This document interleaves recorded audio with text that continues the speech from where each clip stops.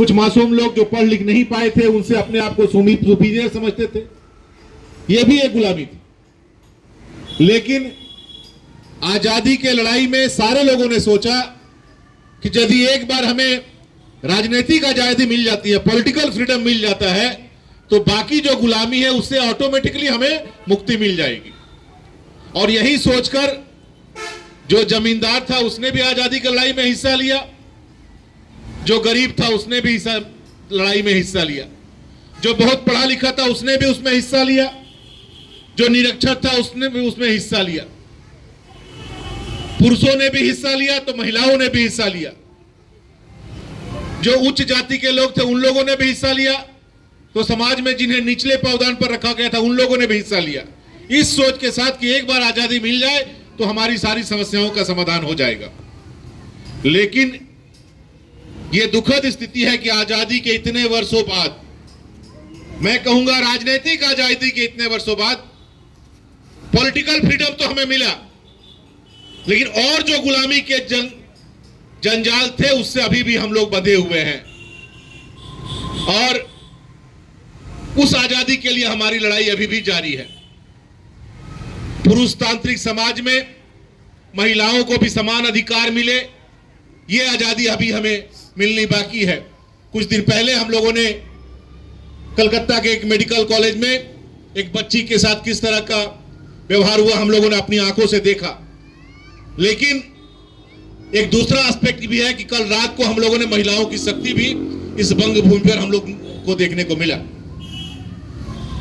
उच्च वर्ग के लोगों के सामने कुछ निम्न वर्ग के लोग, उनको अभी भी अपने बराबर नहीं समझा जाता है, इससे आजादी अभी भी बाकी है। पढ़े लिखे जो लोग हैं उनके दिमाग में यह चलता है कि हम पढ़ लिख लिए तो शरीर से हमको कुछ काम नहीं करना है, सारा मेहनत का काम जो कम पढ़े लिखे लोग हैं वही लोग करेंगे, इससे भी आजादी मिलनी अभी हमें बाकी है। जिंदगी के बहुत से आयाम हैं, बहुत से आयामों में अभी हमें आजादी की लड़ाई और लड़नी है।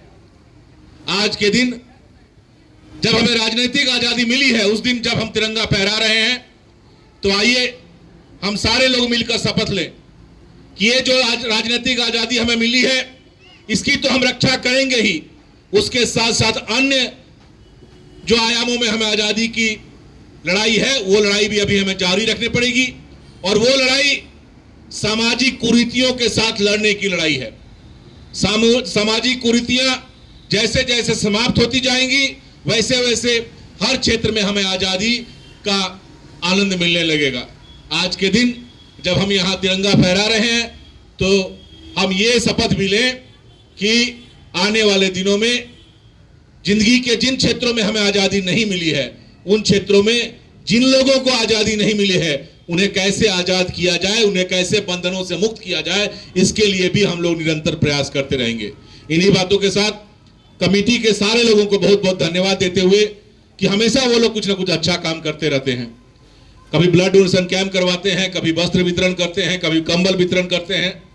आज उन लोगों ने बताया कि आजादी का झंडा जब फहराया जाएगा तो कुछ सीनियर सिटीजन्स को, कुछ हमारे जो गार्जियन के तरह लोग हैं उनको वो सम्मानित करना चाहते हैं। ये भी उनका अच्छा कदम है, वो और अच्छा काम करें और हम लोग भी उनके साथ हमेशा रहेंगे, ये वादा करते हुए मैं अपनी बात यहीं समाप्त करता हूं। भारत माता की, भारत माता की। धन्यवाद।